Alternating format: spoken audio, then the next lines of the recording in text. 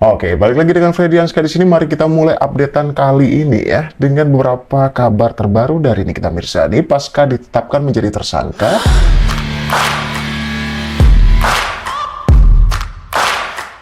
Pasca ditetapkan menjadi tersangka namun tidak juga ditahan, itu bikin rival-rivalnya makin geram dan tantrum ya. Kita mulai dari video berikut ini. Kalau sampai video ini lewat di beranda kalian atau FYP di beranda kalian, berarti emang bener NM itu nggak bersalah dan bakal baik-baik aja. Jadi ini buat lo yang hujat dia tanpa ada otaknya, tanpa mikir dulu asal ketik ya, lebih baik lo jaga lisan sama tangan kalian deh. Lo belajar dulu cara gunain sosial media yang baik dan benar itu gimana, bener dah. Karena apa? Lo kan cuma pada ngeliat beritanya doang, lo kagak tahu kenyataannya sama kayak gua gitu. Tapi gue nggak selancang itu ngetik asal ngetik, semua orang lo kenain, semua yang deket sama dia lo hujat habis-habisan, bener dah. Gue sebagai laki-laki bener sakit hati banget. Anggap aja gue sebagai fansnya dia ya, bener dah. Tapi gue nggak pernah ngadu kesana kesini, gue ngejatuhin orang sana, ngejatuhin orang sini. Karena gue nggak tahu mana yang bener mana yang salah. Ya betul sih. Kalau sampai video ini FYP di beranda kalian berarti NM itu emang nggak bersalah. Camkan itu ya.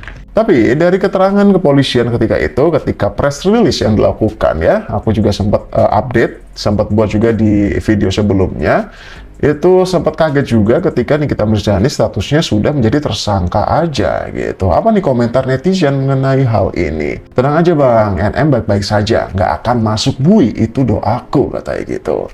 Semangat kakak Nikita Mirzani, katanya gitu. Nikita itu orang baik, nggak bersalah gitu. Sok tahu lu, waktu wek, katanya gitu. Aku sih serius ya, fansnya Nikita Mirzani deh gitu. Lewat berandaku bang, dukung Nikita Mirzani selalu gitu ya. Katanya kasusnya ini kasus yang di request gitu katanya ya, dugaannya seperti itu. Nah, kenapa aku sentil soal kasus yang di request ya? Berikut pendapat salah satu sebut saja ahli ya gitu mengenai kasus ini yang katanya kewenangan penyidik diatur dalam hukum, katanya gitu. Coba. Assalamualaikum, saya advokat Dr. Toga Situmorang terkait permasalahan atas laporan seseorang yang terkait penetapan tersangka dan telah dijadikan tersangka seorang artis bernama Nikita Mirzani. Kemarin kita mendapat info bahwa pengacara dari pelapor datang menyambangi Mabes Polri untuk memasukkan suatu keberatan, di mana dia melapor ke Kapolri CQ Irwasum terkait penyidik yang belum menahan Nikita Mirzani.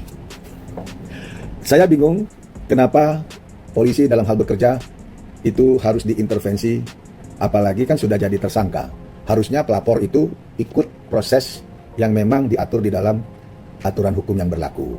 Nah, terkait penyidik, harusnya kita dari PH ataupun sebagai advokat itu mengerti bahwa penyidik itu bekerja itu berdasarkan pasal 7 KUHP. Dan juga tugas dan wewenangan penyidik itu sudah pasti diatur di dalam Undang-Undang Kepolisian, Undang-Undang 28 tahun 1997. Nah, ini harus kita hormati, kita hargain. Apalagi status seseorang baru ditetapkan oleh pihak kepolisian, dalam hal ini Polda Metro, sebagai tersangka. Hak-hak tersangka itu harus juga dilindungi. Harus juga betul-betul jangan adanya sesuatu yang akan melanggar hak azazi dari tersangka itu sendiri. Saya rasa pihak pengacara pelapor paham itu. Nah, yang aneh dari pihak pelapor, kenapa mereka berharap Nikita Mirzani ditahan? Kewenangan menahan itu adalah diskresi pihak kepolisian, dalam hal ini penyidik. Bukan dengan cara kita menekan-nekan orang itu wajib ditahan. Karena syarat-syarat ditahan juga sudah diatur di dalam hukum acara itu sendiri. Misalnya, takut melarikan diri, mengulangi perbuatan yang sama, lantas juga menghilangkan barang bukti. Nah, itu dia. 3 poin ini sudah bisa tidak terpenuhi kalau memang terkait Nikita Mirzani. Nikita Mirzani pasti akan kooperatif, pasti juga tidak akan melakukan perbuatan yang sama karena memang dia tidak merasa berbuat ataupun menghilangkan barang bukti. Barang bukti sudah pasti disita oleh pihak kepolisian. Yang kita dengar ada berupa HP. Nah, jadi seharusnya pelapor itu berterima kasih dalam tempo singkat penyidik bisa menetapkan seorang Nikita Mirzani dengan asistennya dengan dugaan pengancaman, pemerasan, dan tindak pidana pencucian uang. Kenapa penyidik sangat hati-hati? Karena begitu menaikkan seseorang menjadi tersangka, penyidik ini harus mendalami. Betul nggak orang yang sudah disangkakan itu ada kausalitas, ada hubungan hukum langsung dengan pelapor. Nanti dalam pendalaman penyidik pada saat pemanggilan Nikita Mirzani ternyata tidak sesuai dengan laporan awal, maka penyidik berhak dengan segala kewenangan dia yang diatur di undang-undang dengan sebutan diskresi, itu bisa mengeluarkan SP3. Tapi kita tidak mau berandai-andai. Kita serahkan semua itu ke penyidik Polda Metro Jaya, kita hormati proses yang ada di Polda Metro Jaya, dan biarkan kewenangan itu ada di pihak penyidik Polda Metro Jaya.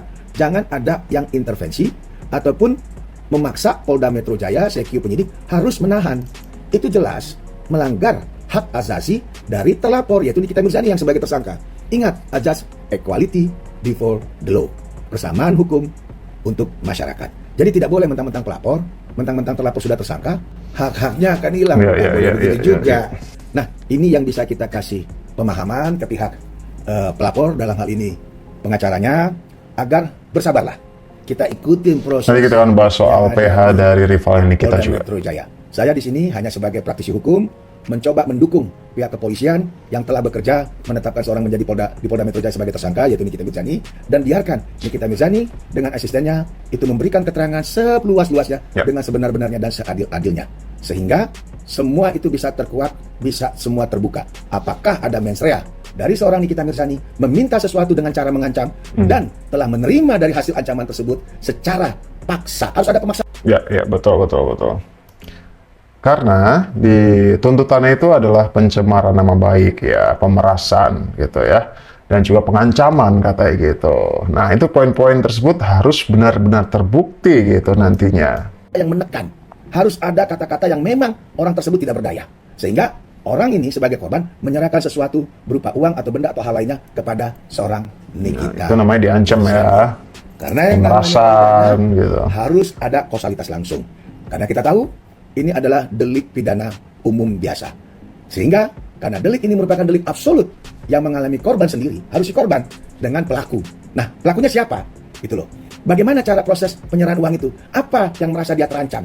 Kalau memang yang merasa terancam terkait produknya dari si pelapor, itu kan bercerita sebenarnya yang memang dilakukan Nikita Mirzani sebagai bagian dari masyarakat untuk melakukan suatu edukasi terkait penggunaan kosmetik kecantikan. Nah, itu dari kita. Itu dari saya, Advokat Dr. Toga Situmorang. Oke, kalau tadi adalah pendapat atau statement atau opini dari salah satu ahli ya. Kemudian, atau praktisi hukum gitu. Kemudian kita dengarkan juga nih, PH ya. Penasihat hukum dari Dr. R ya. Karena menurut beberapa artikel dan juga VT-VT yang tersebar sejauh ini, katanya nih PH dari Dr. R ini cukup kesal dengan berjalannya kasus ini, yang katanya Nikita Mirzani tidak segera ditahan gitu. Waduh, buru-buru banget nih PH-nya nih ya, dan mengatakan harus cepat ditangkap nih, secepatnya katanya gitu. Coba kita dengarkan nih statement. Apakah kemudian asas equality before the law itu dilaksanakan di pihak penyidik? Ya, ingat, Mami Iza juga ditahan kan? Nah, kemudian Fadel ditahan. Nah, kenapa ini enggak? Ya kami kan harus menuntut. Kan begitu. Nah, yang kedua, persoalannya adalah inisial RR ini, ya si tersangka sudah melakukan pidana-pidana yang menjelek-jelekkan klien kami. Bahkan institusi negara juga dijelek-jelekkan, seperti Komisi 9, Badan POM, dan teman-teman yang lain, dan juga termasuk klien kami Dr. Andreas ya, dijelek-jelekkan, diserang nama baiknya, mengarah kepada body shaming. Nah, ini kan sebuah perbuatan pidana yang berulang-ulang. Nah, saya heran juga kenapa penyidik tidak melakukan penahanan terhadap si tersangka itu. Nah, inilah kenapa kemudian kami datang ke Mabes Polri untuk menyampaikan surat keberatan kami kepada Bapak Kapolri melalui Seki Irwasih. Seperti itu. Bang, berharap dijemput paksa nggak bang? Kenapa? Berharap dijemput paksa. Oh iya dong. Jadi kan kita undang-undang hukum acara mengatur itu. Nah, artinya kalau nafsu banget Bapak, iya dong. Pas ditanya jemput paksa nggak sih harusnya gitu. Waduh. Misalkan ada yang sudah ditetapkan menjadi tersangka dan tidak menghormati asas formil, ya Polri harus kembali menaikkan martabat Polri. Jadi jangan mau diatur oleh tersangka yang jelas sudah diatur tindak pidana seperti itu. Apa nih kata netizen tentang Viti ini? Saya berdoa supaya Nikita Mirzani tidak dipenjara. Ya Allah, kabulkanlah doaku ini, katanya gitu. Kukira, tukang parkir. Bukan nggak mau nahan, Pak. Mungkin kurang bukti dan saksi, gitu katanya.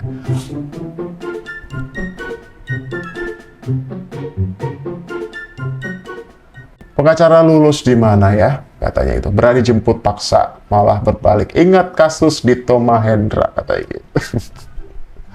Maksa kali Bapak ini nyuruh Nikita ditahan. Ada apa, Pak? Katanya gitu.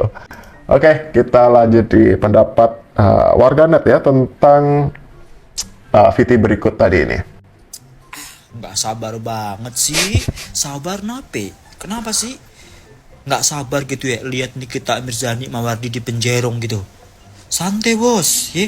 Yang punya masalah aja masih santai, masih kerja, nyari duit, masih berkumpul bersama keluarga tuh. Hah?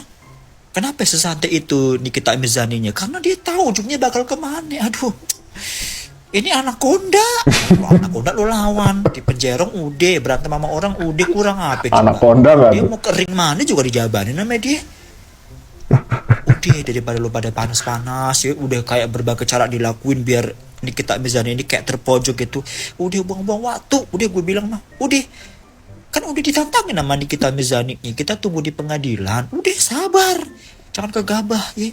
Nafsu amat lu. Kenapa sih takut terbongkar ya? Hah? Orang kalau udah salah mah begitu emang. Kalau udah salah mah melintir-melintirnya banyak. Ya, sabar, tarik napas. Ntar mendidih lo. Anakonda nggak tuh? Anakonda musuh ular nggak tuh? Apa nih komentar dari warganet tentang Viti yang lucu, kocak banget. Kan Nikita Mirzani itu wanita tangguh, mau digimanain juga kan Nikita Mirzani, katanya gitu. Karena dia orang baik punya ya, tulus, banyak doa dari anak yatim ya, doa-doa dari anak yatim. Banget, sekuat itu katanya gitu ya. Kata kreatornya nih, jejaka hits banget katanya gitu, waduh. Hits parah nih. Udah nggak sabar mau lihat Dr. Reza pelangap-pelongo di pengadilan. Hahaha. Iya, sabar napa sih ah. Oke. Dok, terus gimana kalau yang sebelumnya udah pakai produknya? Kalau sebelumnya udah pakai produk, berarti kan kalian nggak bermasalah. Nih aku mau nantangin nih sama orang-orang yang lagi viralin si produk di TikTok, mukanya jadi A, jadi B, jadi C. Nah aku mau tantangin. Jadi nanti kalau misalkan besok ada yang beli, terus udah gitu, tapi belinya yang asli ya, jangan yang dioplos ya. Terus udah kayak gitu, kalian memang ada keluhan, dan syaratnya bukan pemakaian krim abal-abal sebelumnya. Kalian ada keluhan pas beli, aku garansi langsung 30 juta. Kamu langsung laporin aku ke polisi, kamu langsung laporin aku ke Bepom, kamu langsung laporin aku ke mana presiden, boleh ya. Biar kalian tahu ya, bener apa enggak tuh yang beredar di TikTok nih. Bahkan aku tantangin buat kalian yang merasa bermasalah wajahnya gara-gara pakai si Glavicia. Oke, itu sedikit updatean dari update kasus Nikita Mirzani sejauh ini. Kita tunggu aja nanti selanjutnya seperti apa updateannya ya. Dan ya semoga hukum ini ya benar-benar adil lah. Kalau memang bersalah ya bersalah ya.